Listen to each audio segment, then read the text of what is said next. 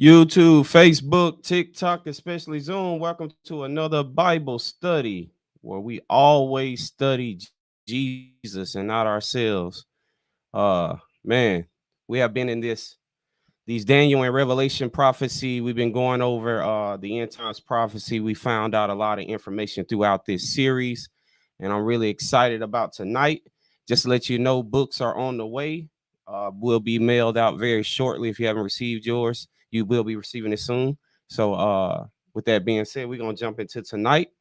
And as always, I'm gonna holler at Zoom first so we can get right into our Bible study. We're about 2 minutes late. So Zoom, y'all gonna help us out tonight. Y'all want to say hello to the world for us? Hello, world. What's everybody? Hey, everybody. That's what's up. Definitely. So as always, Zoom, TikTok, y'all gonna be helping us out tonight.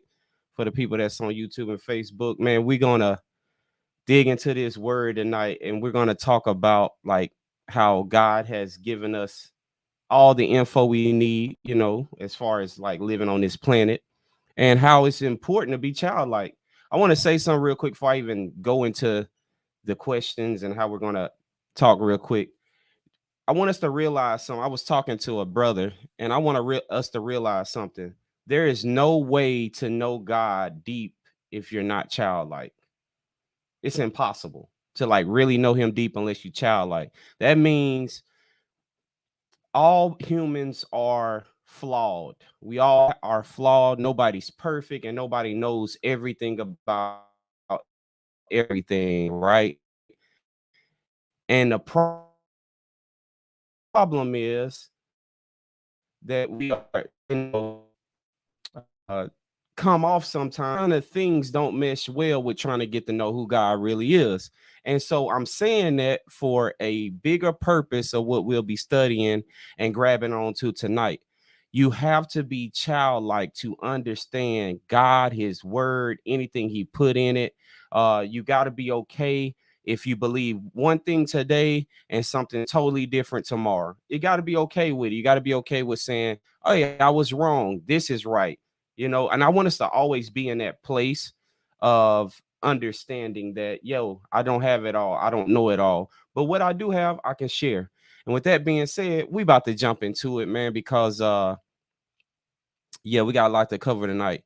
I'm going to give an overview of our Revelation study for purpose. I've had a few people, you'll get the book soon, but I had a few people asking some of the same similar questions about, people get to a certain point of revelation and they get stuck. But what I want to do before we even get into that is just talk. I'm going to ask a question real quick. All right, everybody, real quick. What do people usually pray for when tragedy happens? What do people usually health? Assistant. Assistance? No, assistant. Yeah. Assistance? Like, help me. Okay, help me. So they ask God for help, protection, coverage. All right, peace. That's right. Peace. Yeah. A lot of people ask for peace. So in strength. All right. So in times of trouble or tragedy, people usually ask for strength or peace or assistance and all these kind of things. There's something that wasn't said in there. Do y'all know what it is that we didn't say? Understanding. God's will. Ah, there he is. Creon, what you say, bro? God's will. God, what is your will? Right? Because that's important. And I'm gonna show a few scriptures from this to make us to allow us to have that view tonight. Like, what is your will? All right, let me go to the other part real quick. What do people usually do when tragedy happens? What do people usually do when tragedy happens? With God. I'm gonna blame God and ask God why. Okay. Yeah, I agree. Blaming God. Okay. Panic. Blame God. Okay. Anybody else? Lose faith. Right? The end of the world has ended, right? Even though you're still alive, the end of the world is here. Right? Okay, lose faith. All right. They do everything to survive in the situation. Right. So watch this. Before tragedy happens, how important is your relationship with God before it happens?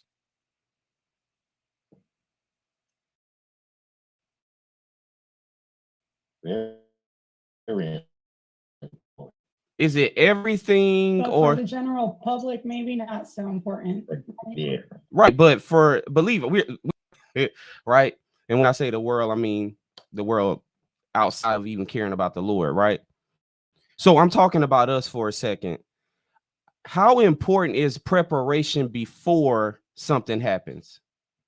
It means everything. It means everything, right? So before a tragedy happens, whatever God has shown you or been preparing you for means everything. And we're going somewhere with this, y'all, because we understand the great tribulation is going to start. We got Daniel Revelation we've been talking about. And I want to ask a question that's going to lead into our Bible study tonight. What does God want his people to do when the great tribulation starts?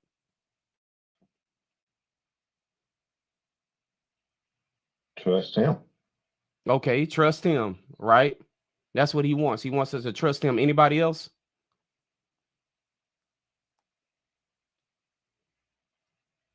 Speak for him. Let them know what's coming next. All right. Withstand the tribulation until the full measure. Withstand it. Obedience. That's right. Obey and withstand. So if you're not one of the 144,000, should you be sharing anything? No. The 144,000 are the ones who can actually speak for God in that moment, right? Right, because we are flawed. Oh, I hope Right. everybody hearing what I'm saying. So we can be preparing because of our understanding of what is coming. But God said, I got 144,000 that's going to be speaking directly from me. But what if you're in disagreement or you like, man, the Bible don't say that. And the Bible, what if you want y'all hearing me clear? Are y'all hearing it clear? Yeah, you can quickly be going against the grain of what God want to happen. So if you believe God has chosen people during this time, right, to speak for him, it's time for you to decrease. Is that right? Right. I hope everybody hearing what I'm saying right now, because it's gonna matter. After Jesus started ministering, how often did y'all hear about John the Baptist? How often? Not often unless Jesus did something about it. Right. So No, not really. John the Baptist paved the way. that's right. So y'all picking it up what I'm really saying right now? So He went to fall back. he fell back. Who hearing what I'm saying so far? Hearing it. Hearing it. So no Yes. matter, go ahead. So no matter what you believe right now, when this happens, you better be in a position to fall back and be humble.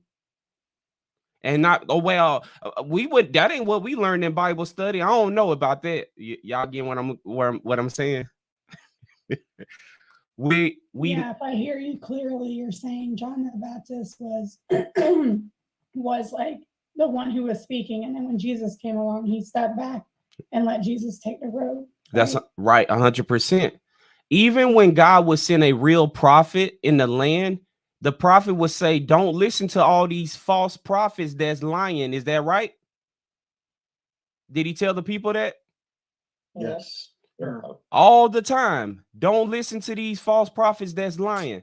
So what we need to do is prepare as the best we can. And the best we can is by asking God 6 things. What is that, y'all? What should we be asking? What, Who, when, what, how. when, where, why, how, Who, why. what, where, when, what, yeah. Use one each. Right? Who, what, when, where, why, how, right? And if we not doing that, could we be praying against what God is bringing? Absolutely. Yes. All right. Now, I want to read a few scriptures now to help us out. So I want us to understand the Lord in what he tries to tell us before. So God might be trying to protect you. I'm gonna use Jeremiah 16. That's where we're gonna go first. And then we're gonna get in Daniel Revelation in one moment. But I want to show something and why this is important. So if you're single right now, or you're dealing with someone in marriage where it's not, balance, right? Both people going for the Lord.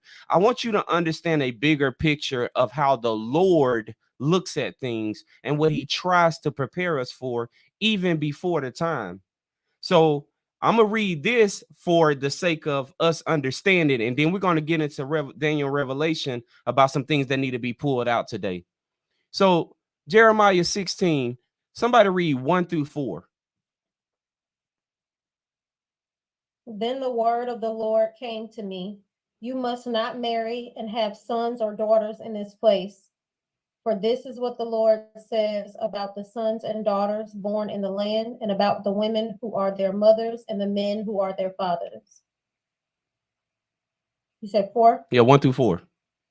Okay. 4, they will die of deadly diseases. They will not be mourned or buried, but will be dung lying on the ground. They will perish by the sword and famine, and their dead bodies will become food for the birds and the wild animals. Wow, that's how y'all feel about that? How y'all feel about that?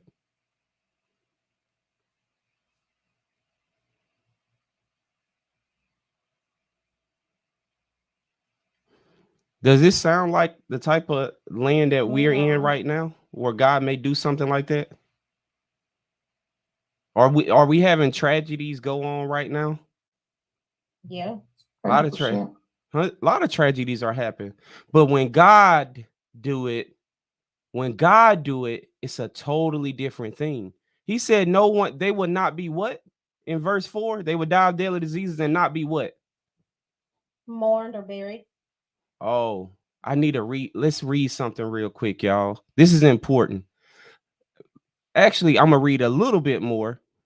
Read 5-7, sis, and then we're gonna go to Revelation. I'm gonna show something real quick. Okay, verse 5. For this is what the Lord says: do not enter a house where there is a funeral meal. Do not go to mourn or show sympathy, because I have withdrawn my blessing, my love, and my pity from this people, declares the Lord. Both high and low will die in this land.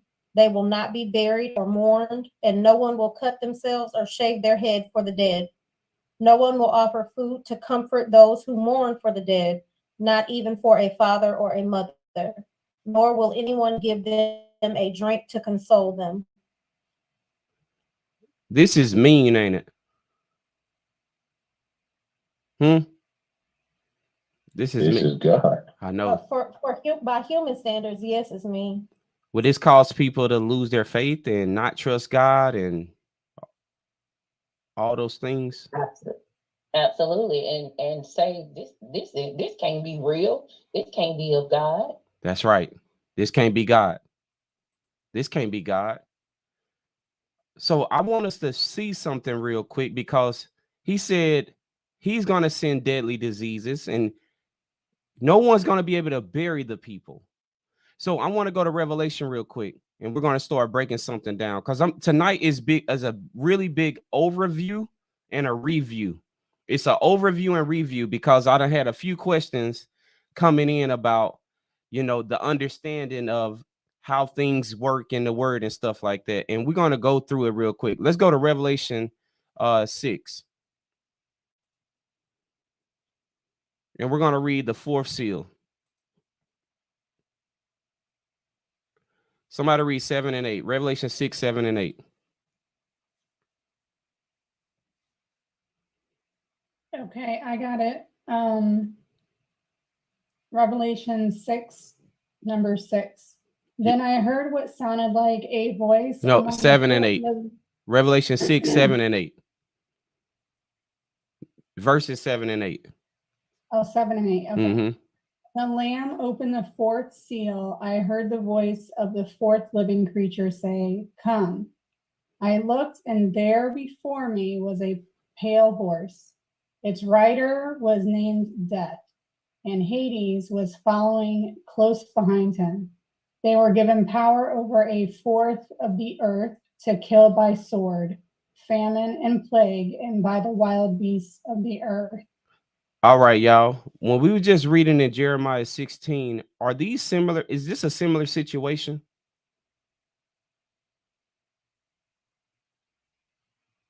Yes, it described pestilence. Yeah, right. And it talks about wild beasts in there too, right? In Jeremiah 16. Yes. So what I want us to get is that, and who sent this in verse 7? Who sent it? The Messiah, the Oh, Lamb. the Lamb. So the Lamb is going to send pestilence, sword, famine, plague, and how many people are going to perish? A fourth of the people. Or- One Yeah. fourth. So how many people is that right now, y'all? If it was to happen tomorrow? 2 billion. So there's That's 8 right. billion people. That's right. 2 billion. How many people in the whole United States? Whatever a fourth of 350 million is. No, I'm saying how many people is, I don't even think it's going to be a fourth, right? How many people in the United States?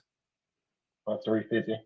So imagine the entire United States. How many people is in India? Oh yeah, a lot. Y'all can look it up real quick on Google. Just Google it. I'm gonna show y'all something real quick.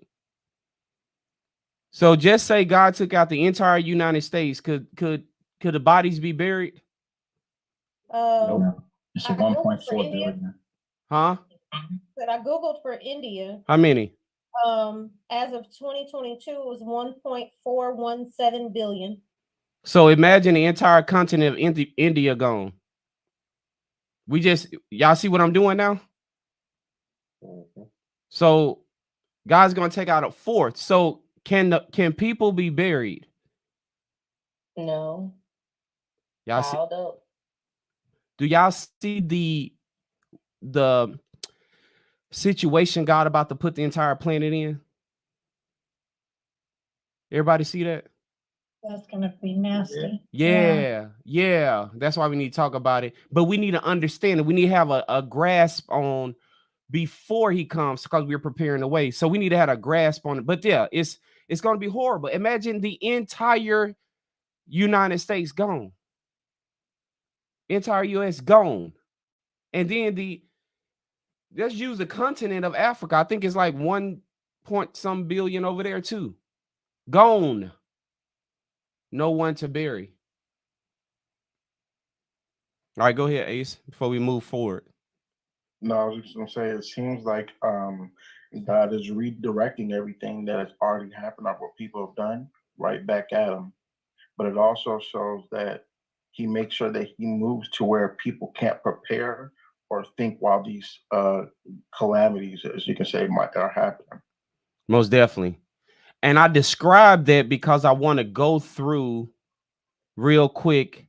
I want to go through and show a few places, 1.37 billion, right? A whole continent. Yeah, sometimes we need to have that conversation to see like the bigger picture. We do. And that's still not 2 billion. So imagine another 300 million gone. Let me ask a question before I even go into what I'm going to. Would it be fair? Would it be fair for God to take out the entire US? Yeah, I think it would be fair. Right. So, No, huh? I don't think it would be. It wouldn't be fair. I don't think it would be fair. Because there's times where he's done this before, and there could be righteous people in there unless he didn't speak to them and they didn't move. Like Sodom and Gomorrah. Yeah. Who That's a who was righteous there? Lot, Huh?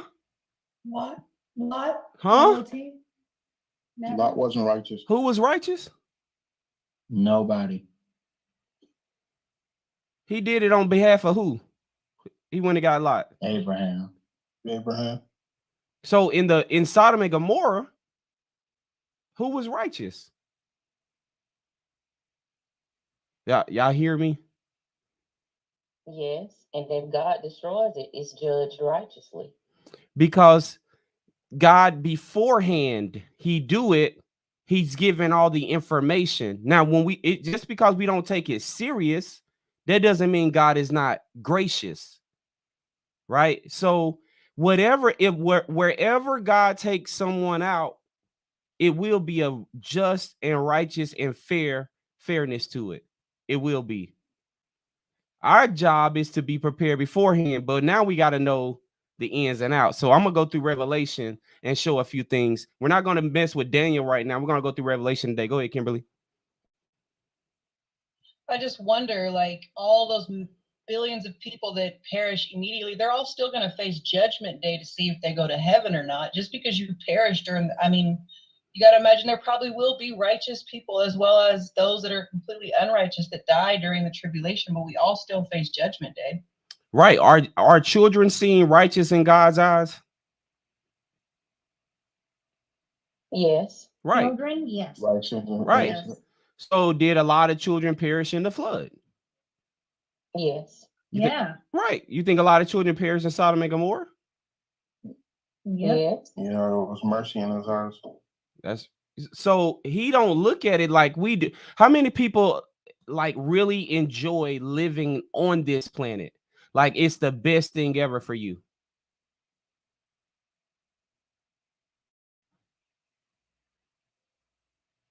Yeah. It's kind of like a yes and no. You know what I mean? Like, I mean, I feel the same way, Becky, but that's just because I've never lived on any other planet. So like, I have no frame of comparison right now. So But we feel something is off, though. We feel that it's off. Yeah, we feel something. Yeah, Agreed. we feeling off. Right.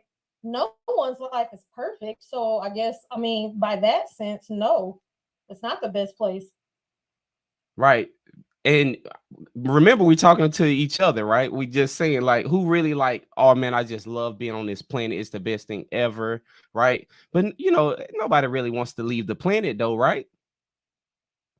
Y'all got it? Nobody want to die. Yeah, nobody wants to die.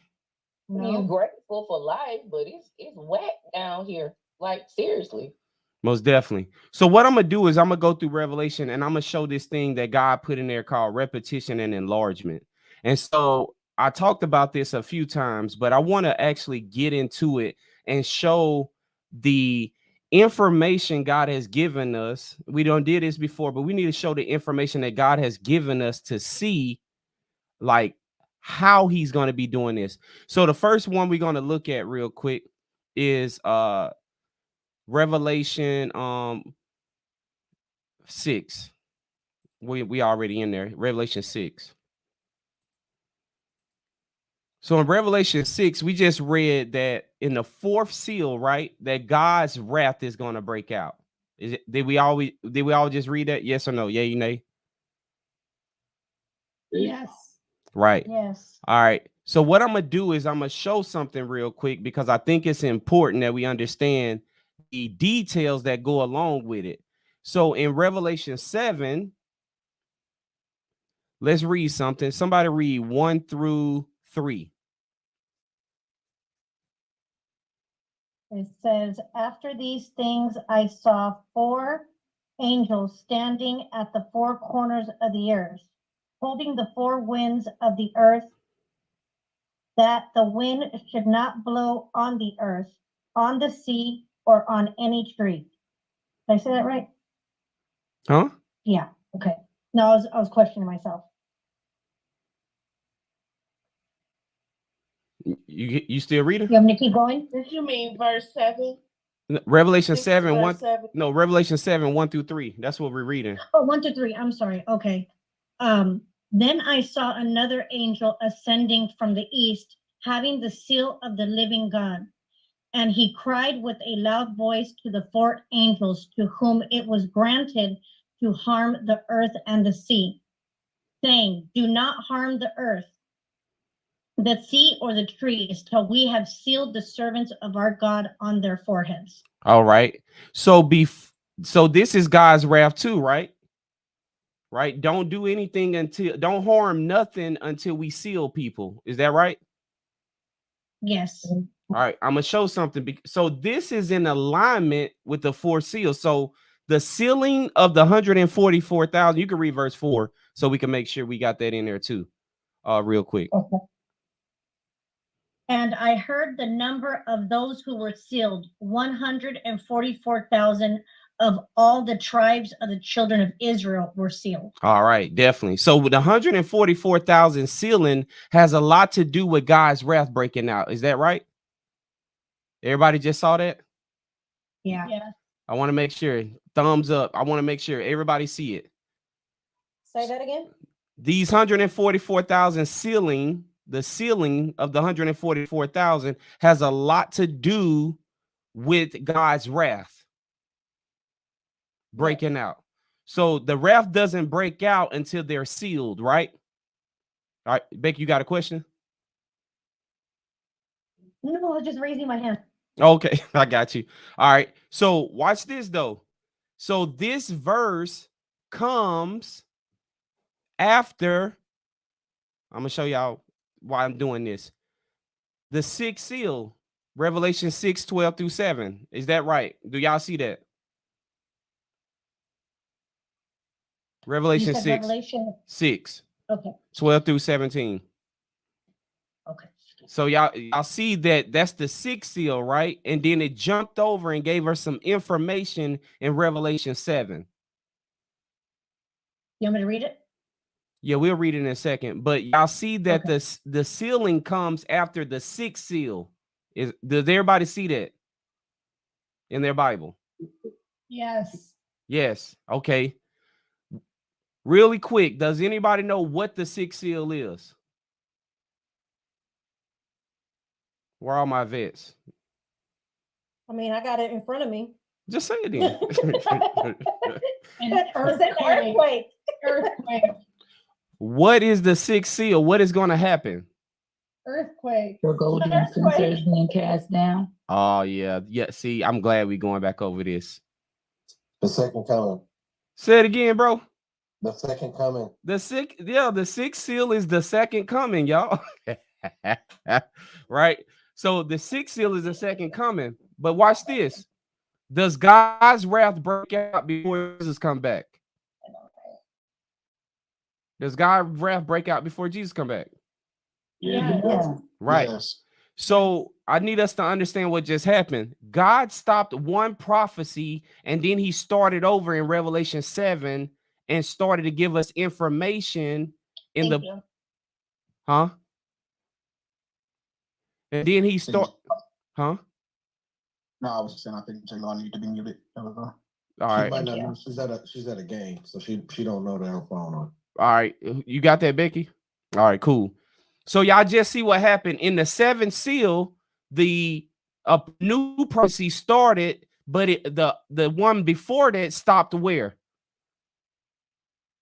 At the 6th. At the 6th seal. So when we start over in Revelation 7, these particular verses start with the 4th seal. Everybody understand that, right? I want to make sure. One more time for me, bro. No, I think All right. I lost him. The 6th seal is Jesus coming back. Got that. His wrath breaks out before that. So Got that. this prophecy stops right here at Revelation 6:17, and then God gives us more information in Revelation 7 about the 4th seal. Okay. Okay. I'm with you too. Everybody understand that? So between 4 and 6, basically, stuff goes down. And then at 6, we get information again about number 4. That's right. 100%. So it's called he repeats things and give us more information. So I'm trying to show us the way that Revelation work, because if you just read it straight, it's going to be very confusing. All right. So go ahead, Sage, and then teach real quick. Never mind. All right, go ahead. Teach. So it's just like in Genesis where we get the creation overview. And then when you go over into chapter 2, it goes back to give more detail about the creation of Adam and then, so on and so forth. Yeah, it gave us more information, more detail, right? And that's just how the Bible operates. The Bible repeats things, give us more details and things of that nature. Our childlike job is to find out where things stop and start. And that's what I'm doing tonight. I want to show us. So we're going to talk about the wrath, and we're going to start seeing where things stop and start for a reason. Go ahead, Sister Tanya, and then Creon. And we're waiting on the fourth seal, correct? That's right now. The wrath of God breaking out. Okay. So now now we know though that the sealing is connected to the fourth seal in Revelation 7. So go ahead, Brother Creon, and then we're going to go back into it. Yeah, so you were saying, it's like you were saying, like one is connected to 6 and 2 to 5 and 3 to 4, like that. Oh, you talking about back in the day? Yeah. Oh yeah, okay. So yes, you gonna give me off the whole study. But yeah, seals. When we go through the seals, I answer that at the end, bro. So I won't lose everybody. So, but yeah, that's a good one. You write 1, 6, 2, 5, 3, 4. That's right. So Yeah. So let's look at some places where the wrath of God is breaking out in Revelation and tie it into the fourth seal. So in Revelation 7, 1 through 4, we just saw it, correct? Y'all just saw it, right? Now let's go over to Revelation 8 real quick. And I want to say something real quick. When John is writing, he's just writing what he sees. Is John labeling it Revelation 1, chapter 1, Revelation 5, chapter? Is John writing like that? No. No, he's not writing like that. That was added later. So I just want us to get this concept down, the concept of it down, and then we'll go into like where all of them go. But I want us to have that concept, how God changes and starts over. Everybody, real quick, how many seals is it? 7. And how many did he give us in Revelation 6? 6. He did it purposely too, because we got to talk about where the 7th one go. So in Revelation 8, well, I'm gonna Revelation 8. Somebody read verse 1. When he opened the 7th seal, there was silence in heaven for about half an hour. Question. Does the opening of the 7th seal go with the sealing of the 144,000? No. No, it don't. Y'all got that? The 7th seal doesn't go with the 144,000. It's actually the 7th seal is after Jesus comes, right? Because the 6th seal of Jesus coming. Yes, sir. Because right. So the 7 got to be broken after the 6. So I'm gonna show y'all what just happened. Now read verse 2. Who got verse 2? Somebody read verse 2. And I saw the 7 angels who stand before God, and to them were given 7 trumpets. All right. So are these 7 trumpets blown after Jesus' return? Yes. Yes. Okay. No. We're gonna see. All right. Anybody else think? Yeah. So y'all see what just happened? Y'all see what a prophecy stops and it starts over? Did everybody just see that? Yeah. Because the 7 trumpets is actually God's wrath again. Everybody paying attention to that? Yes. So I want us yeah, that's what, yeah. So I'm setting us up for when we get all the info and the books and things of that nature, you'll start to see how God set this thing up. But I want us to see it now as a review and overview. God is trying to see if you don't search, you don't find it. Is that right? Yeah. Correct. So if I just read it straight, how much confusion am I in if I just read it straight? A lot. Simple confused like I was, and I'm just not getting revelation of it. That's right. So thank you, God. Yeah, that was what I was about to ask. Amen. The average person, Say it again. I said, that was the question I was about to ask before you said that, because the average person, like myself, would have no idea that all of this is going in order from beginning to end, in my mind, the way you would read a book. If it's Revelation 1, it's the beginning of the story. You just keep moving forward. But that's clearly not how this works. That's right. So the key, Yeah. go ahead, Sister Tanya. And that's why it's not taught like that. That's why you don't hear it like this, in a regular, and I'm just being honest, church setting, because it's just not taught. You take a couple of scriptures and it's being talked about, but it's so taken out of context, and the story never comes together. The dots are never connected. So God's people who are trying to seek the truth never really know it when it's not being explained, and we don't have the mind like a child to even understand it. That's right. And that's why God has given all of us discernment. Every single person has discernment. Whether you use it or not, it's on you. Everybody has it though. Because discernment is just as easy. If I see a snake, I'm going to be cautious, right? If a child sees a snake on the ground, one day, like try to run or something from it. Yes. Yeah. Yeah, most children just run from a snake, right? They see it on the ground. So we all have a level of discernment. The thing about it is do we use it? Do we have enough to say, I can see this or distinguish between these things? The Bible wants us to rightly divide the word. Is that right? Rightly? Yes. That's right. Right. So God will see, this is why truth is rare. Because when you could, okay, I'm gonna go back.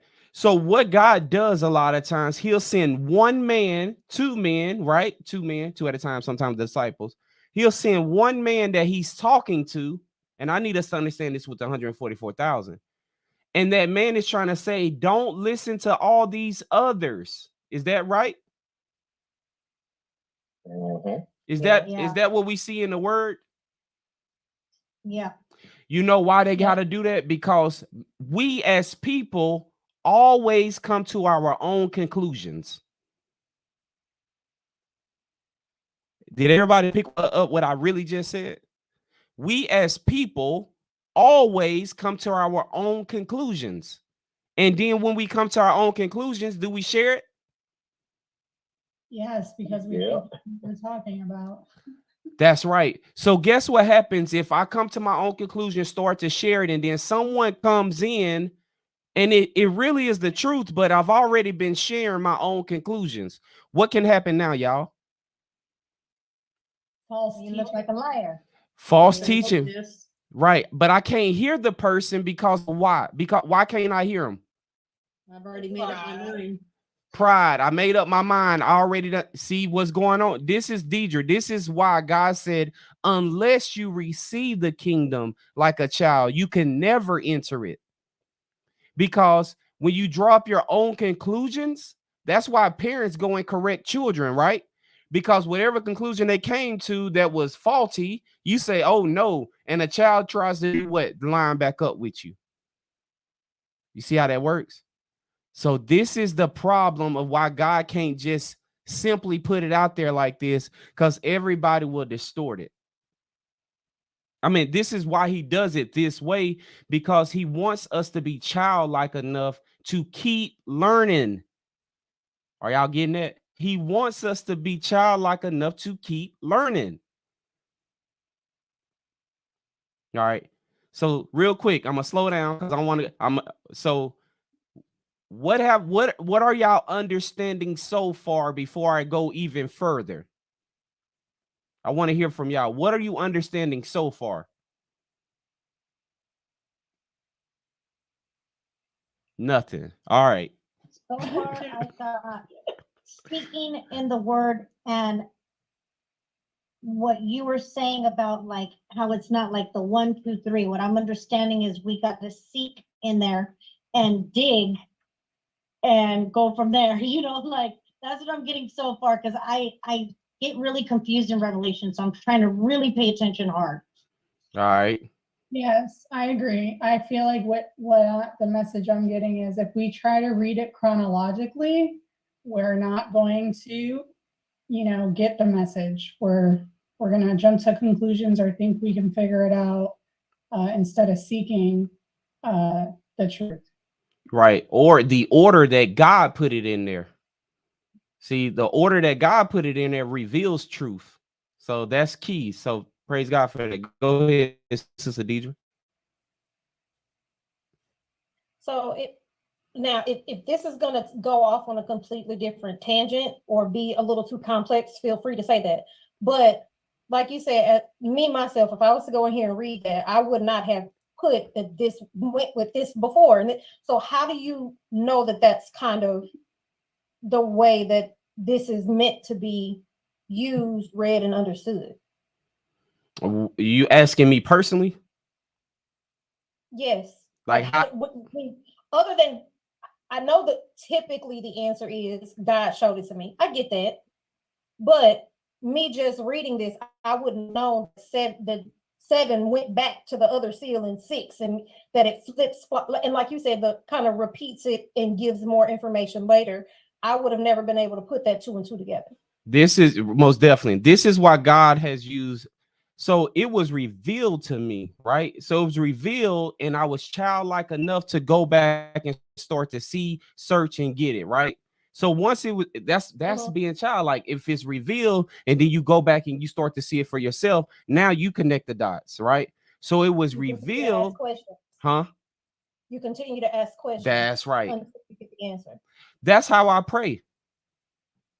Okay. Because if you don't pray like that, you're basically leaving yourself almost unprotected, right?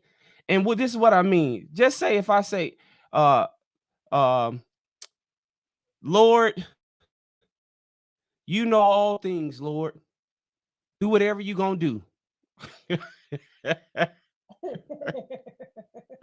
the easy way. Let your will be done. Amen. Right? But but you see the difference in Jesus when he said, yo, if there's any way, take this cup from me, but not my will, yours be done. Because he understood the covenant. He understood like this agreement that we got. So he prayed that way. But when we don't pray with like childlike asking questions, because don't children ask questions? That's what they do, so all day long, right? So if we don't pray and live our life like that, we don't get things revealed to us. Because now we're leaving ourselves open to whatever you got, whatever you do. Like, but you don't got no information because we'll perish for lack of what? Knowledge. Knowing, right? So how do you know if you don't ask? You'll never know. So when you ask and talking to God, it's like, God, what does this mean? Show me this. Like, these are our prayers. What are you doing right now? What do you want me to do? When do you want me to do it? If we don't pray like that, it's a wrap for like our quote unquote protection. God is gracious and merciful. I'm trying to get us to understand how to be mature though. So you need to be 5 W's 1 H, living life like that. Because if you saying, I don't know what you doing, Lord, just do whatever it is you're gonna do. Like that, no one in the Bible prayed like that. They pray with the understanding of who God was, what he's already done, and what he's going to do.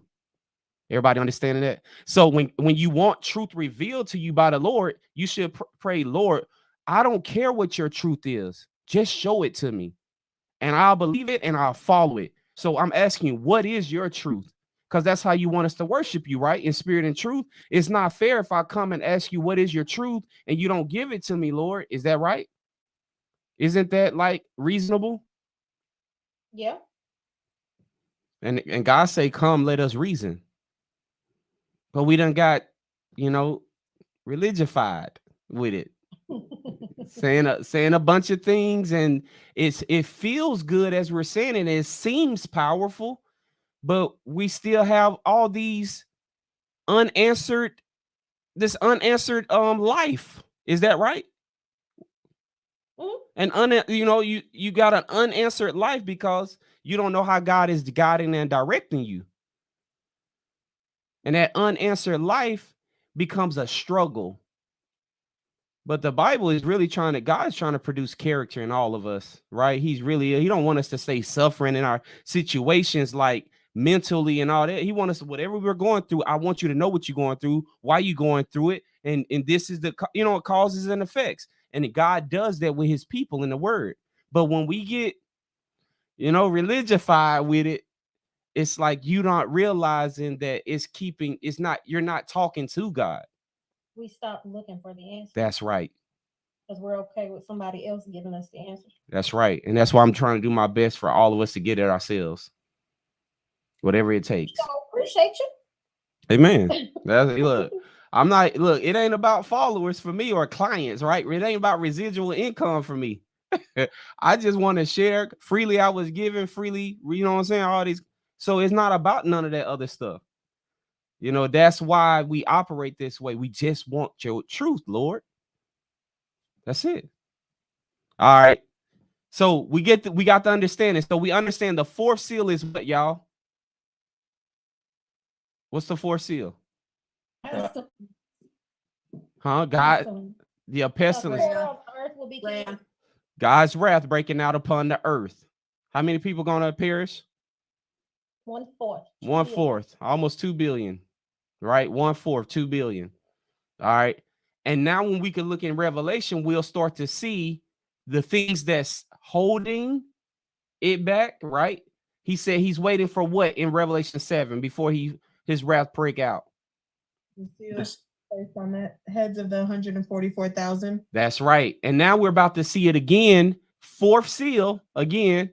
We're going to see some other stuff attached to it. So let's go to Revelation 8:2. I'm going to just read it. And I saw the 7 angels who stand before God, and 7 trumpets were given to them. Another angel who had a golden censer came and stood at the altar. He was given much incense to offer with the prayers of all God's people. So all God's people praying on the altar, golden altar in front of the throne. The smoke of the incense together with the prayer of God's people went up before God from the angel's hand. Then the angel took the censer, filled it with fire from the altar, and hurled it where, y'all? To the earth. On the earth. So before the 7 trumpets blow, what is going to be thrown to earth? The golden censer. The golden censer. Right? And we know what the golden censer means. Now, what does the golden censer represent? Corporate intercession. Jesus interceding for the whole world. That's right. And it shows that this intercession stops on behalf of the world. Now watch this. It says there came peals of thunder, rumblings, flashes of lightning, and a great earthquake. Is this global? Yes, sir. Yes. Oh, yes, sir. Most definitely. All right. Yeah. All right, Doc Hollywood.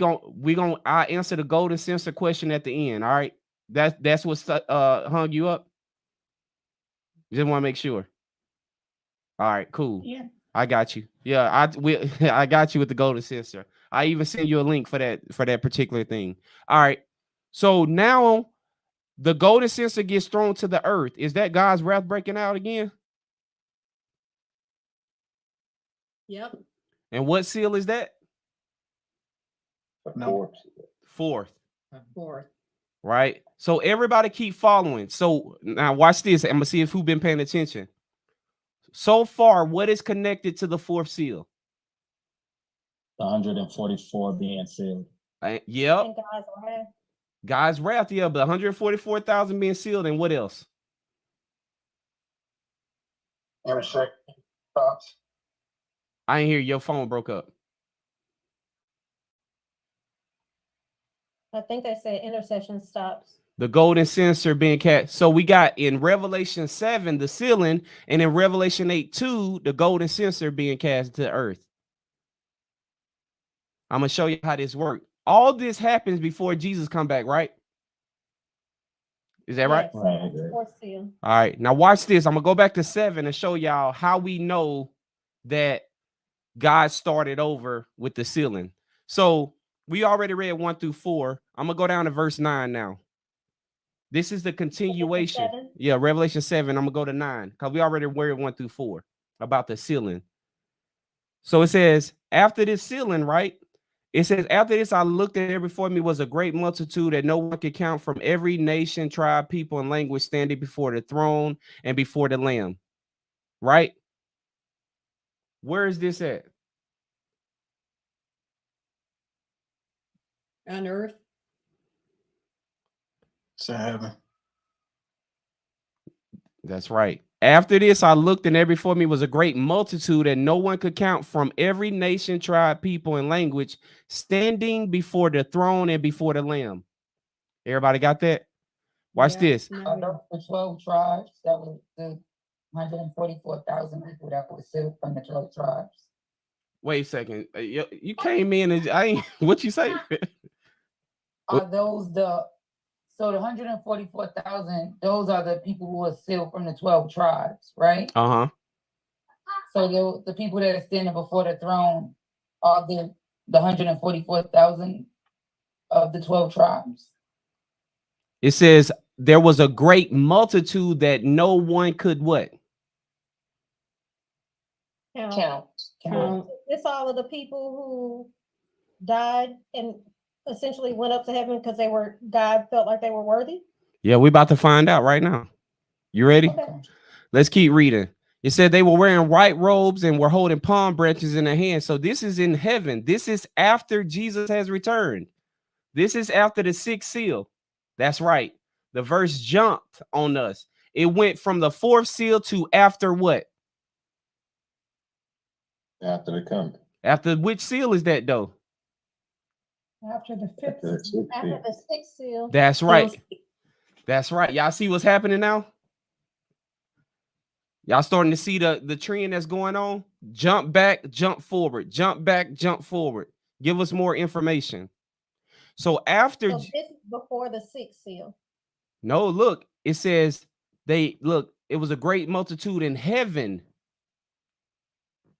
When do Right. So he doesn't come down into the 6th seal. So this is before that, right? we listen to what you're saying? The 6th seal is when he comes, right? Right. What happens when he comes? That's the 144,000. The golden censer cast down. No, when Jesus come back, no, the 6th seal, what happens? Doesn't he take us with him? Christ arrives first. Isn't that when everyone is raised from their sleep, basically? Yeah, most definitely. Yeah, that's what I'm saying. I'm trying to get Deidre. Yeah, I want to make sure Deidre get that. When Jesus returns, he's going to call all of his believers to him in the air. We're going to meet him in the air. And then we're going to go and off to be with him. Right? That's what the Bible teaches. You got this, sis? Mhm. All right, so I just want to make sure. So right here in verse 9, this is after what? After So the this is what you're 7th. saying. That's after he's come down and brought us up.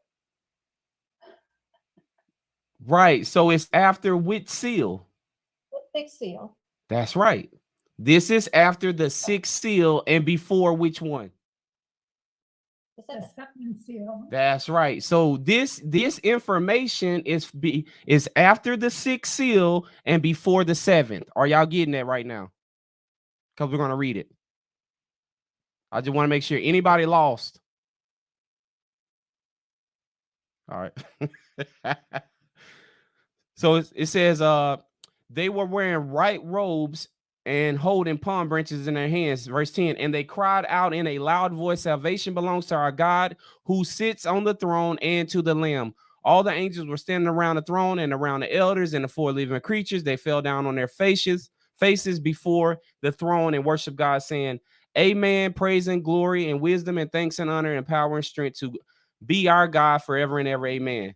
Then one of the elders asked me, these in white robes, who are they and where did they come from? I answered, sir, you know. What'd he say, y'all? He said these are These are they who have come out of the great tribulation. Huh? Slain and What'd you say, Sister Angel? the slain and the martyred. These are they that came. This is the numberless multitude that came out of the great tribulation. Y'all got it?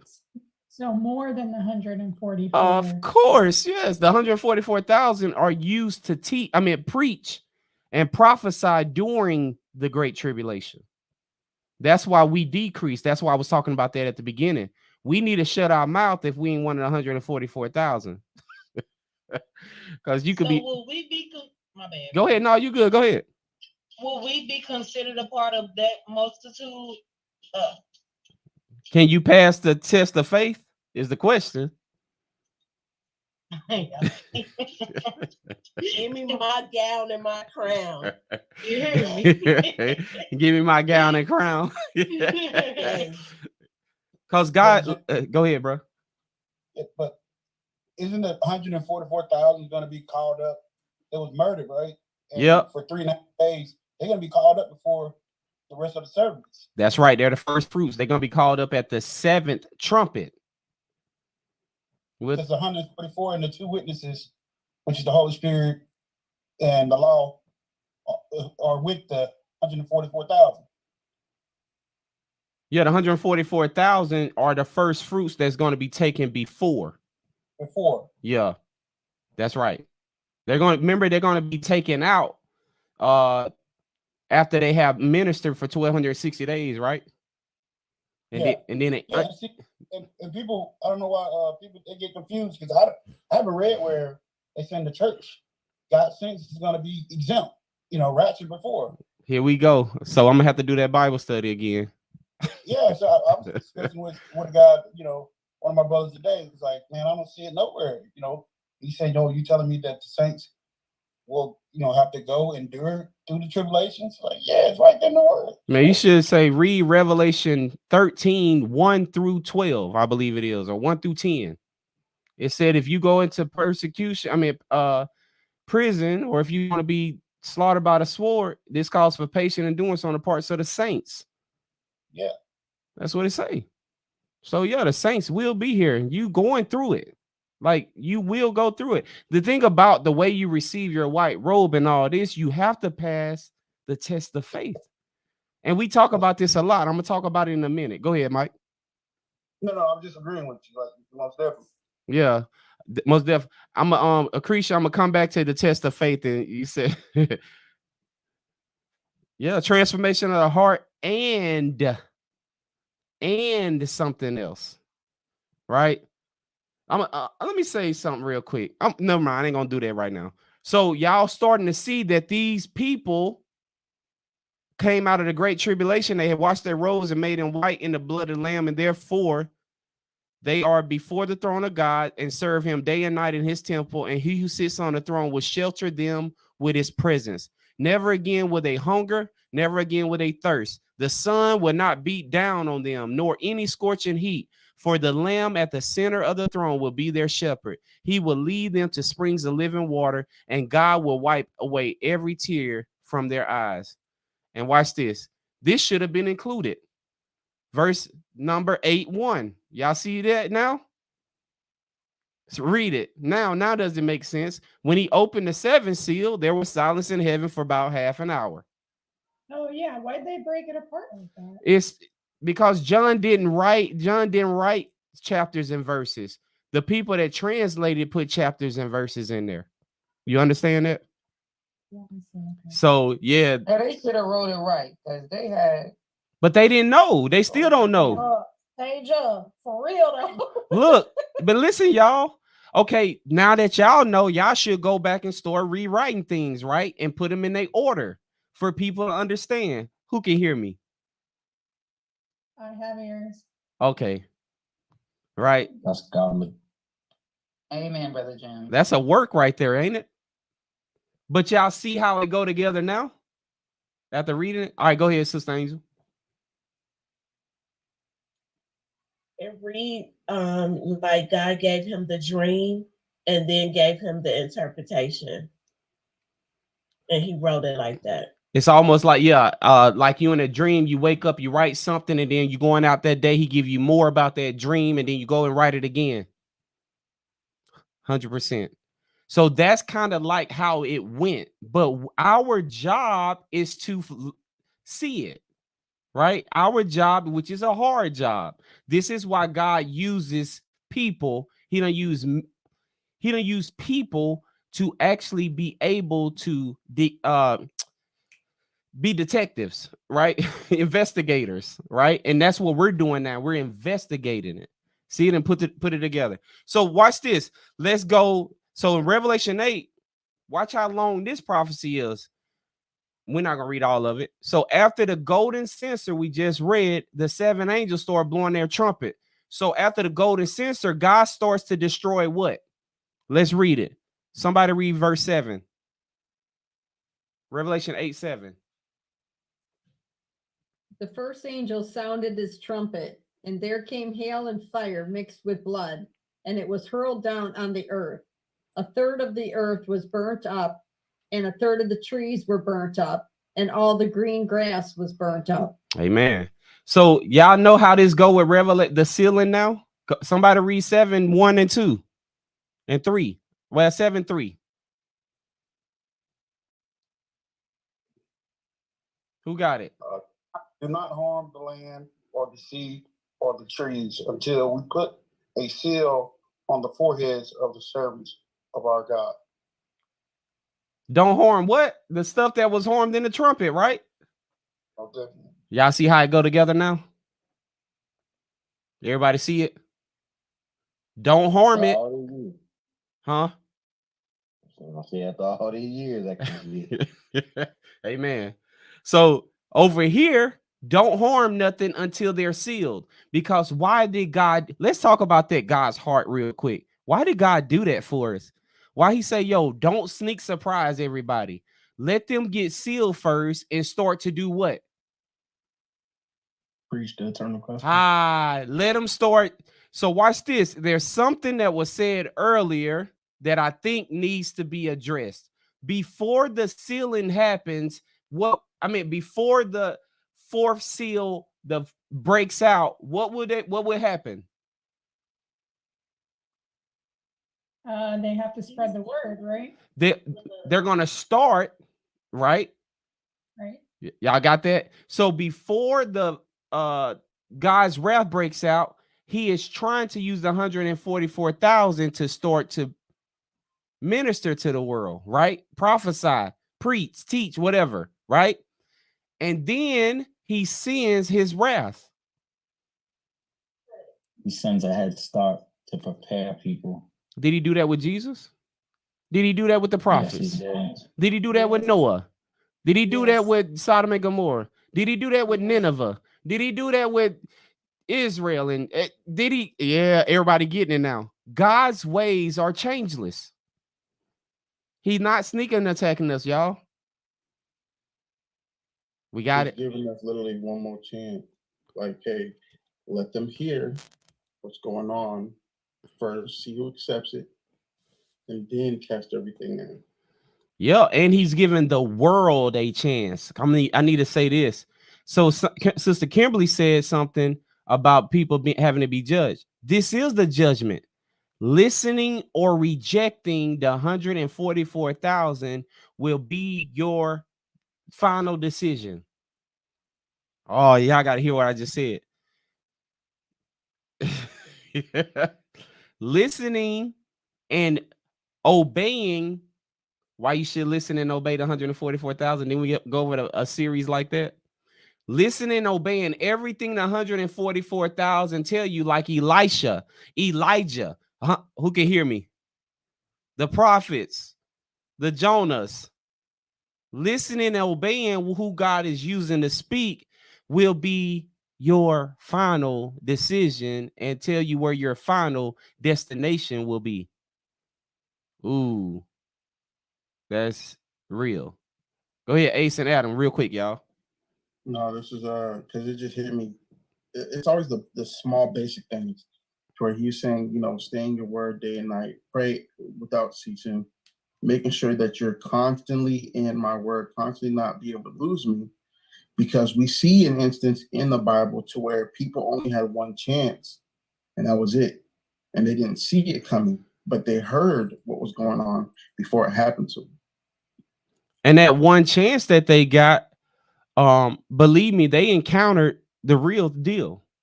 They know they encountered it. They rejected it though. Mm-hmm. This is the issue, the rejection when God gives you the chance.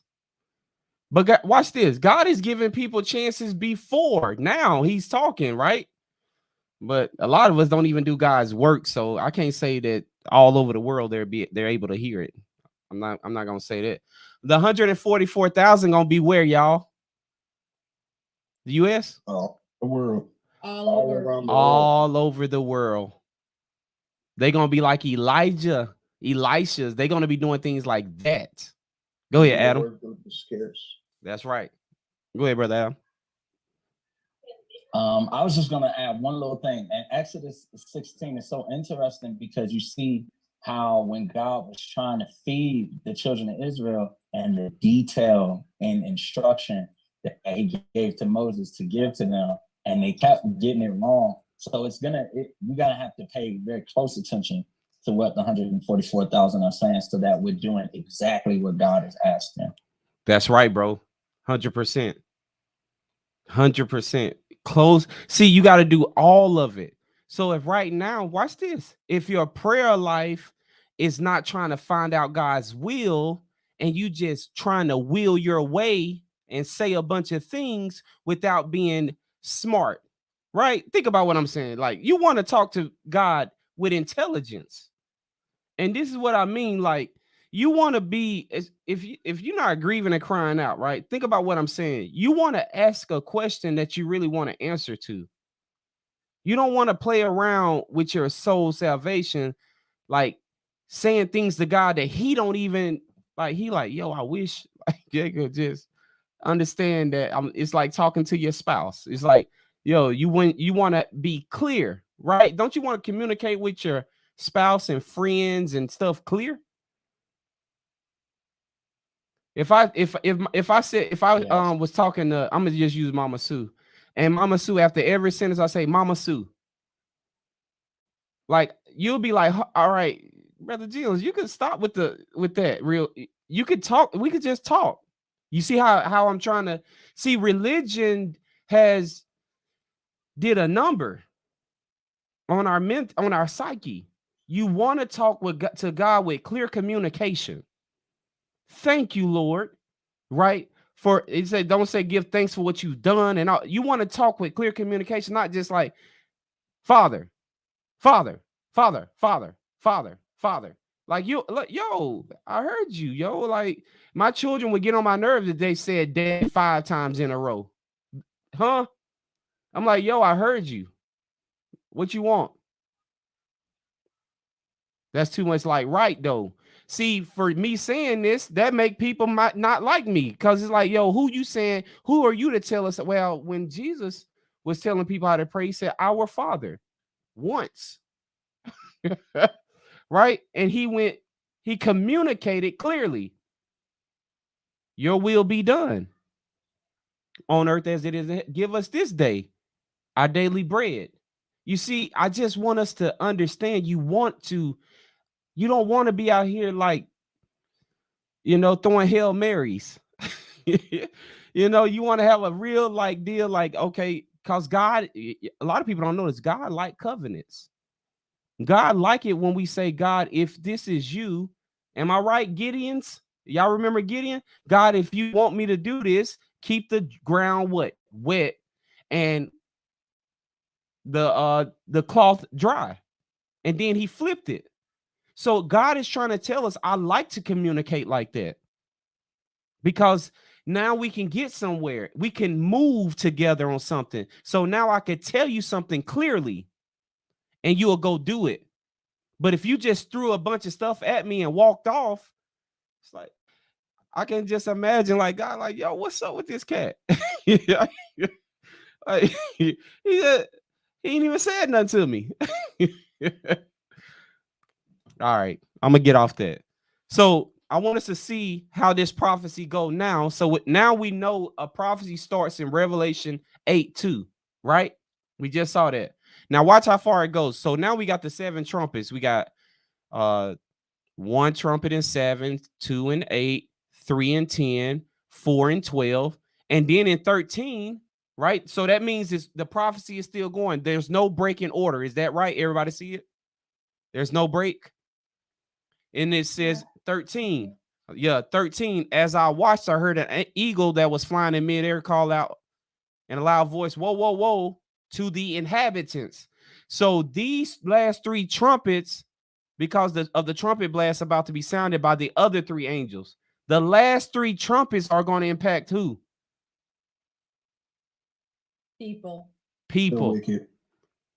People. We'll see. We'll see that in a minute. People, right?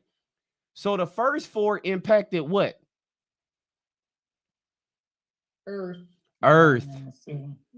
Earth and the sea and the trees and all this, right? And the grass and all that. And the last 3 are going to impact the inhabitants of the earth, straight up and down. So the prophecy is still going. Everybody see that? Let's go over to 9 and see if the prophecy continues. Does the prophecy continue in 9? Yes or no? Yes. Yep. The prophecy continues, and it continues all the way down to 21. Did y'all see that? All the prophecies are there. So the 7 trumpets are Revelation 8:2 through 9:21. So far, everybody see it? Yes or no? I want to make sure. Don't worry, I'm gonna give y'all the 17 prophecies this Sabbath. But I want us to have a overview type conversation tonight. Everybody see that? Revelation 8:2 through 9:21 is one prophecy. Yes. Okay. Yes. All right, just making sure. Now let's go to 10 and see if it continue or if a new one starts. And I'm gonna ask y'all a question. What do y'all think? So let's read 1 through 4. Then I saw another mighty angel coming down from heaven. He was robed in a cloud with a rainbow above his head. His face was like the sun, and his legs were like fiery pillars. He was holding a little scroll which lay open in his hand. He planted his foot on the right foot on the sea and his left foot on the land, and he gave a loud shout like the roar of a lion. When he shouted, the voices of the 7 thunders spoke. And when the 7 thunders spoke, I was about to write, but I heard a voice say, seal up what the 7 thunders have said and do not write it down. All right. I don't want to read all of it. So yet, what do y'all think? Do this prophecy continue from the trumpets? Yes. Okay. No. No. Yes. Anybody else? I think it's maybe the second coming, maybe. Okay. All right. I'm going to keep reading and we'll get there. Oh, you got something to teach? Oh no, if you're gonna keep reading, then I'm gonna let you go. Yeah. I just look, I'm just trying to see where we at. Then the angel I had seen, verse 5. I'm gonna read 5 through 5 and 6. Then the angel I had seen standing on the sea and on the land raised his right hand to heaven, and he swore by him who lives forever and ever, who created the heavens and all that is in them, the earth and all that is in it, and the sea and all that is in it, and said, there will be no more delay.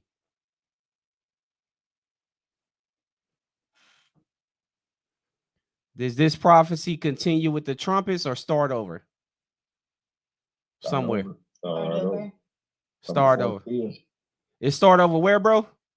From the 4th seal. Ah. Delay. No more delay, because there was a delay for the sealing of the what? 144,000. But over here it says no more delay, so we know what is coming next, right? The wrath. Yes, so let's keep reading and see what happens with this starting over at the 4th seal. I want to make sure everybody got that first. So did everybody see it? Who didn't see it? Clarifying question. Go ahead. Because it says there will be no more delay, we know that once Jesus comes back, there isn't any more. Either you did what you're supposed to do or you wouldn't. that's why you're saying that this is in reference back to the fourth seal? It's going to even more information going to be given to us. And I'm going to see if you pick it up after we read the rest of it. Okay. All right. Verse 7, but in the days when the seventh angel is about to sound his trumpet, the mystery of God will be accomplished, just as he announced to his servants, the prophets. Then the voice that I had heard from heaven spoke to me once more. Go take the scroll that lies open in the hand of the angel who is standing on the land and on the sea. I mean, on the sea and on the land. So John, who's writing, is told to go take what? The scroll. A scroll. From who? Into that standing on the land and sea. From the angel, from Jesus. All right. So I went to the angel and he gave me the little scroll. He said to me, take it and eat it. It would turn your stomach sour, but in your mouth it will be as sweet as honey. I took the little scroll from the angel's hand and ate it. It tasted as sweet as honey in my mouth, but when I had eaten it, my stomach turned sour. Then I was told, you must what? Prophesy again about many peoples, nations, languages, and kings. So this scroll has what kind of words on it? God's word. Yeah, but what prophetic words? Prophetic. So John is having the experience of somebody that is going to be prophesying to nations and kings and peoples. Are y'all seeing that? Who can that be? Is he experiencing what the 144,000 were? Good job. Because the 144,000 are the prophets. So this whole Revelation 10 is showing us that this goes back to give us more information about what situation or event. About the fourth seal. It's about the 144,000 trying to get everybody to get their life together. That's right. Jesus comes back. Good job. Good job. So this goes backwards to the 144,000 and gave us more information about what they'll be doing during that time. And they actually have an encounter. Every single person had an encounter with who? with Jesus. That's right. So Jesus, Jesus. It's Jesus that's going to actually come and talk to each person in the same way he did in the Old Testament when he came and gave Ezekiel the scroll to eat. So listen to this. Jesus is going to personally visit 144,000 people. Everybody hear that?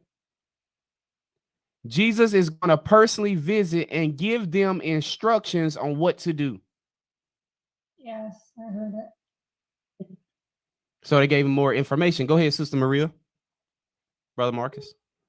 No, I was just about to ask that question. Like, so with the scroll, he'll be giving the 144,000 the instructions on what to do. I was just about to ask that question. What to say, right? What to say, what they'll be doing, where they're going to be needing to go. He's going to give them the exact instructions. Remember, Jesus said he's not doing anything unless the Father said.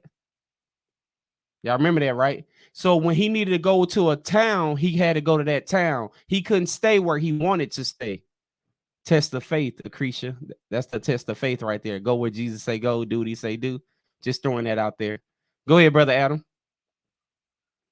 So the 144,000 are gonna know their part to play because they're gonna see not only in the word that it says it, but they're gonna be able to have the experience and go, this is what Scripture already said.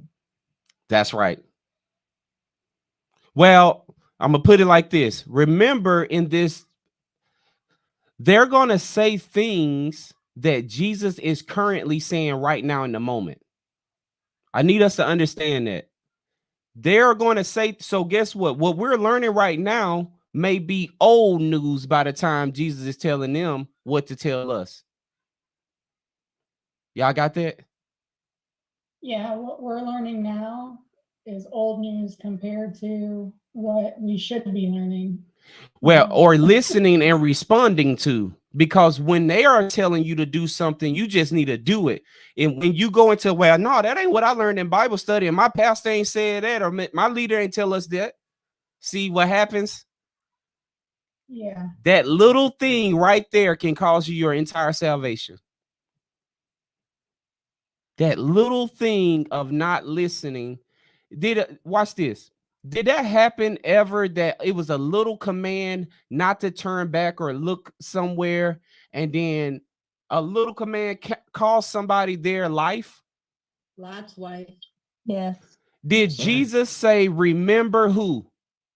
Lot's wife. Oh, so that little instruction that Brother Ace was just talking about, or Brother Adam, my bad, we're just talking about that little instruction of not doing it can actually cost you your life. Why? Why can that cost you your life?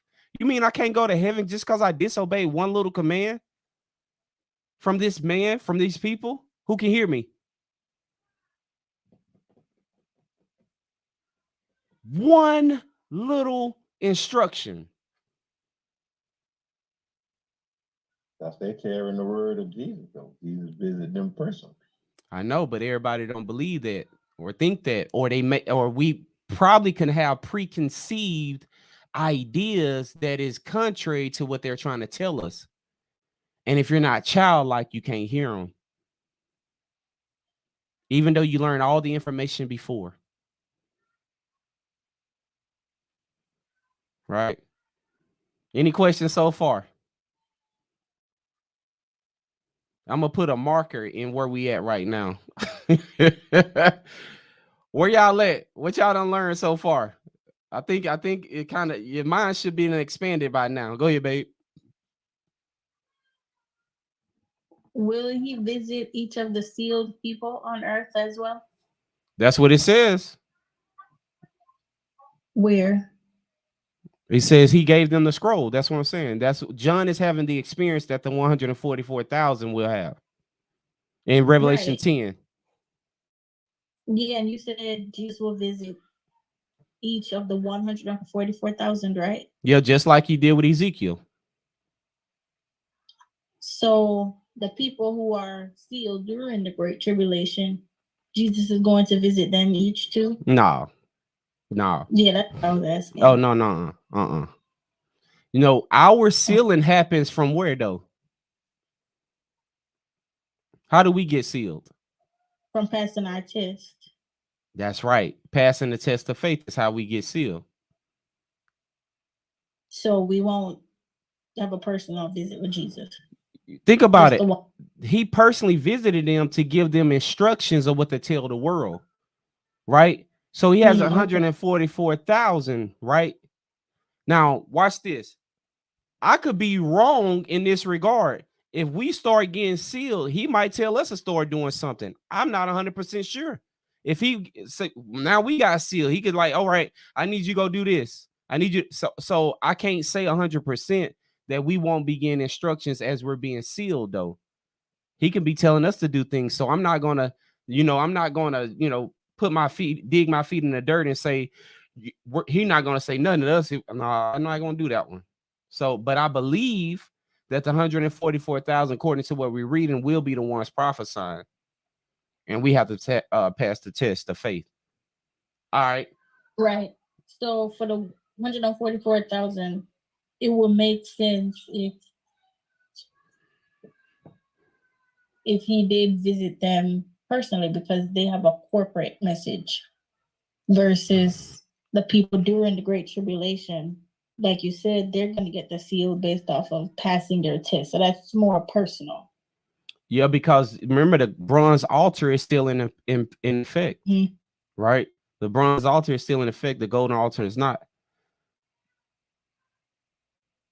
All right. Right. Prophesying in this context is speaking the exact words of Jesus. It's that simple.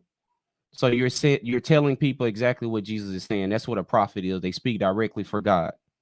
That's all it is. It's not the stuff you see, the theatrics and all that stuff you see modern day. It's not that.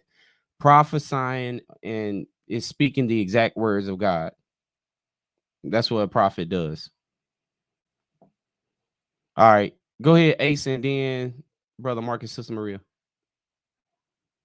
Yeah, one thing that this reveals too is if you really have a relationship with God, not just the fact that you're searching for what he's teaching, not the fact that if you're really listening to what's going on, but the simpler things is if you really have a relationship with God, if you're really hearing what he's saying or what he's trying to teach you, because then everything, even if you're not really deep and a study person, he'll still reveal these type of things to you. So even when you were going through those things in Revelation, and it's saying that he's going to be speaking to the 144,000. There's going to be certain you can come over to Zoom. Sealed or being able to know what's going on before then you really be able to tell, like, okay, you really had a relationship with God and you really didn't. You were just faking the funk. Yeah, it's so much to it because the transformation of the heart, like our sister said earlier, is key. But even I've seen people who have their heart transformed and it's still struggling, right? You still struggling to make decisions. So you have to get to a point where you are obeying God and maturing in the faith. Because I believe everyone matures in life in some regard, right? Everyone in some capacity, if you got a functioning brain, right? I think people in some capacity go from, I don't want to do this no more. I'm, immature. But that doesn't mean your heart has been transformed to obey God. That's the difference. So I believe that we need to be in obedience to God in what he's trying to lead and tell us and direct our lives. All right, go ahead, Sister Maria, Brother Marcus, and then babe. This message was a blessing. It opened my eyes to, I know that we're not going to know the actual message of the 144,000, but it opened my eyes to, how to say that God doesn't change, and he doesn't change by the way that we went over him using John the Baptist and paving the way for Jesus. And then even how the disciples was sent out, like Jesus told them where to go, what to say. They knew the message, they had the message and where they was going. And then even that was beforehand, like when God was here, when Jesus was here. But even in the end times, like the same thing is going to happen, but in our timing. So it's just opened my eyes to it. Like the Bible just like recycle itself. Like it's crazy, but it's good. So what you're saying, instead of him picking 12, I'm gonna pick 144 so they can reach all the nations to go everywhere around the world, right? Instead of the 12. Right. That's right. Let's get it. Yeah, it's just God is good, man. Yes, sir. Let's get it. All right, go ahead, babe. Sorry, I forgot to ask earlier. When you read that when John heard it was sweet to his ear and sour to the belly, is that referring to people, as in how they'll receive the message? It's referring to the work that the prophet is going to be doing. See, God's word is sweet to the person that likes his words, right? But it's what you go through. I'm gonna tell you, the feeling in your stomach when you got to talk to family members or something like that, and you want to share about God, and that feeling in your stomach, that you like, oh, I don't know if I should say this, not say this, and all that kind of stuff. You know what I mean when I say that? Where you at? She dropped. No. Oh. I'm here. Sorry. Oh, okay. Yeah, but so that's the experience they're having. It's the work, it's the going out and sharing and talking to these same people that I was, just around in another type of situation, right? So I'm talking for God to these same people.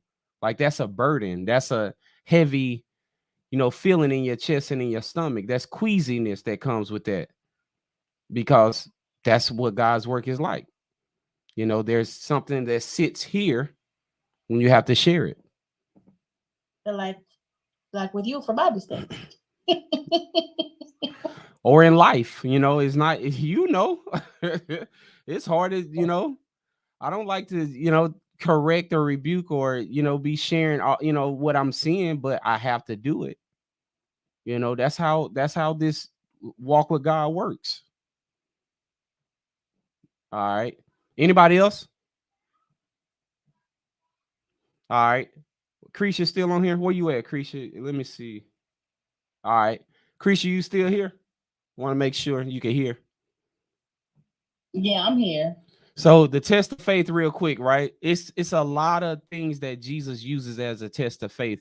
We went over Job one time. That's going to be some people test of faith, losing everything, right? Maybe even losing your loved ones that's near and dear to you could be a test. A test could be that you like your comfortable lifestyle, and Jesus said, I don't have no place to lay my head. And so now you sleeping outside in the rain, in the sleet, in the snow could be a test, right? And you not having the comforts that you come from. It's so many ways. Or you could love your family, like, let me go back and bury my father before I follow you. Like anything could be a test. So we have so many in the Bible that passing that test of faith is what seals us. That test of faith, a lot of people believe it's the faith. Like, just no, it's having a life field that you're walking with God in faith. So yeah, sis, anything can be the test. It could be your children, your spouses, your mom, your dad, your siblings, your friend, your whatever, your jobs, your career, your houses. Anything could be the test, and you have to be okay or not looking back. That's how you get the seal. I got you. And it's one more thing I forgot to mention. You may get tortured. Y'all remember that in Revelation, in the 5th seal, when they come? If you're not sealed by the 5th trumpet, my bad, 5th trumpet, what's going to happen, y'all? If you don't have the seal of God by the 5th trumpet, what's going to happen when the Antichrist show up? Who remember? You're going to be tortured. So there's going to be scorpions that come out along with his army, and within that time you're going to be tortured, and those scorpions are going to also have the power like the scorpions here on earth. They're going to torture people to make them make a decision for the mark of the beast or the seal of God. So I say, when you see these things happening, God, whatever that test is, give it to me now, because you don't want to be tortured. It said people are going to long to die and they can't, because the torture will be so bad. And they're going to torture people for 5 months to make them make a decision. That's how important. See, the seal is not easy to get. The seal is almost identical to the Messiah going to the cross. Like, we're going to have to go through something tough to receive it. All right. I don't know what y'all blowing up the chat. So what I'm going to do with YouTube and Facebook, I'm going to have to shut it down. What's up, cuz? I see you. I'm going to shut it down. YouTube and Facebook. I really appreciate y'all joining us. Okay, go ahead, Chris. You got something for them? I do. Well, not necessarily for them, but it's just a question. So I was reading a commentary, right? And it say that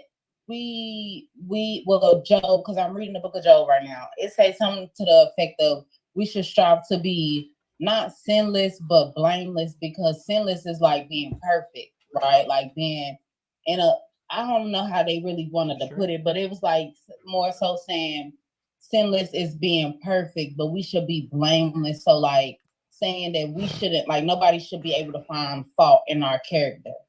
So what do you think about that as far as you saying that if we don't have the 5th seal? So are we striving to be sinless? Or are we striving to be blameless? The only way to be blameless right now, sis, is to be covered by Jesus. I'm gonna tell you, in our characters, there are flaws. There always will be a flaw, right? That's just what it is, right? We're gonna take off the imperfections and put on the perfect when Jesus come back. So yes, you want to strive for perfection. That means you want to strive to obey God in everything he say. Now, you should not care. Look, listen to what I'm about to say. I'm gonna say something that's going to be controversial. You should not care about your reputation with man. You should only care about your reputation with God. They said Jesus was demon possessed, friend of sinners, drunkard. You understand what I mean? You should only care about your reputation with God, because man will always see something and try to judge it or whatever the case may be, right? Man will do that. So Yeah. our only see, that's why even when you remember the story of Joseph, when Joseph and Potiphar's wife was trying to get at him. You remember that Mhm. story?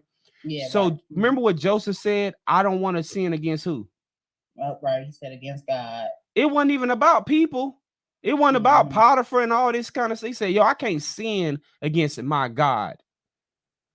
You know, and David had them type of prayers where God help me so where I don't want to sin against you.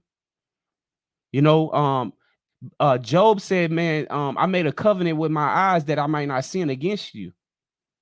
Like these are like, it's about you and God, because people, if you're following God hard body, people gonna say some junk. Your reputation can be shattered and scattered, right, amongst the nations. Right.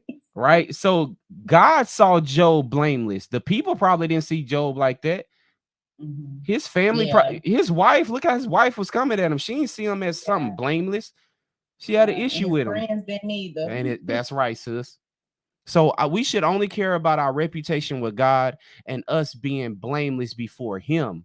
Like, I obey you, God, even though it causes my reputation in corporate America, in the church systems, in the religious system, the political system, even though it causes my reputation in all these other systems, I'm going to be blameless before you. Right? But watch this. Right. If we're operating, see, that's what they try to do with Daniel. They try to go and find something that Daniel did to throw his right. But Daniel was operating because he was doing it before the Lord. So they could find nothing when they went back and looked at the books to show a flaw in what he was doing for the Lord, because he wasn't even doing it for the king. It says, whatever you do, work as if you're working for who? God. Not people. Your reputation with people will be like, people will be talking behind your back and saying all kind of junk. I don't agree. I don't think she. They're gonna do that. But as long as God is okay, because I'm obeying him, that's the only thing that matters.